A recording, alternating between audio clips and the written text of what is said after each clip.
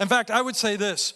We don't just give to a need, we also have a need to give.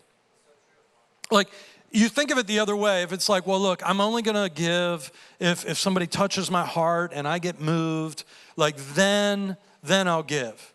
Like, what you're teaching people then is to manipulate your emotions. That's what you're teaching them. That's how you end up with, like, sad images of puppies and Sarah McLachlan songs playing for the commercial, I will remember you, and the puppy looks really sad, and you're like, what they're hoping is that they can play with your emotion in order for you to support. But actually, what happens is that we have to give because we need to. Because if we don't give, greed settles into our heart. Jesus says it this way. He says, look, if you want your heart to move, you have to move your wallet first.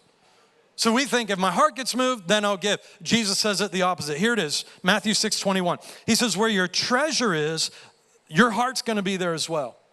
So if you want your heart to get moving, if your heart feels stuck, if your heart feels like, you have to actually move your wallet first, and then your heart is going to follow. The second thing we see is this, is that with God, giving can become hilariously fun. Hilariously fun. In verse 7, each of you should give what you've decided in your heart to give, not reluctantly or under compulsion, for God loves a cheerful giver. Now put a pin in that word cheerful. We're going to come to that. Paul uses that word, and it's often in the English, it's translated as cheerful. But in the Greek, the word that Paul actually uses is hilarios.